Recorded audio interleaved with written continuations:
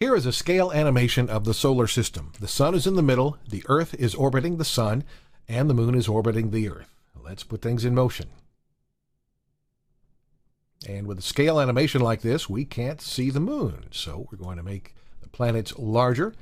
There we can see the spin of the Earth and the orbit of the moon. And now the spin of the Earth is what makes the sun appear to move across the sky from east to west, and it makes the moon appear to move across the sky from east to west.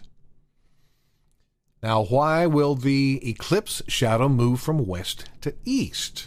Well, it has to do with the speed that we see the sun and moon move across the sky. As observed from the Earth, the sun appears to move faster than the moon. So this is going to make the shadow move in the opposite direction. Now let's bump things up to just before the eclipse, and this clock is showing Central Time, which is where I'm located. The eclipse is going to start in Oregon, and let's see, there's Oregon, and let's look at the view of the sky from Oregon.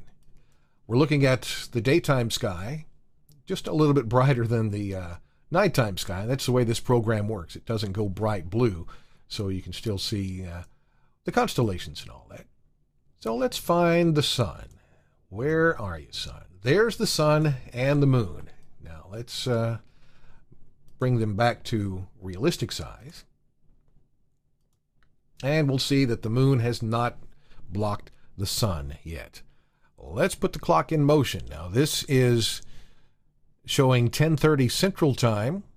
The eclipse should start around 12:18 Central Time, which will be 10:16 Oregon time. And as we watch the sun and the moon travel together, remember the sun is moving faster. And there we see the moon starting to block the sun.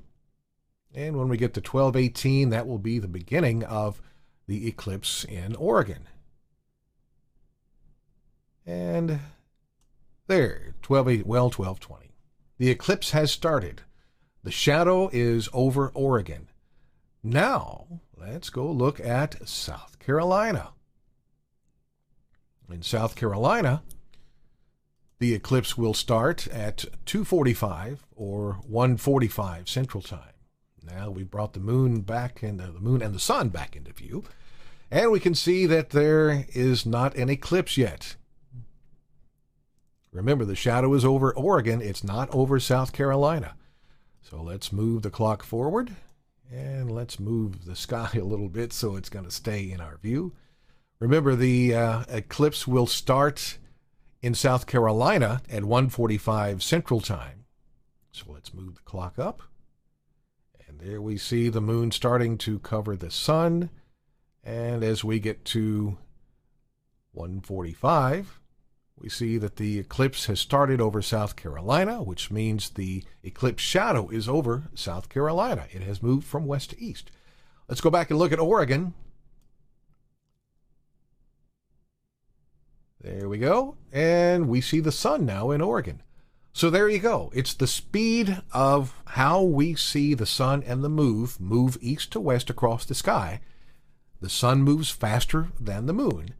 That is going to make the shadow move from west to east, even though the sun and the moon are traveling east to west.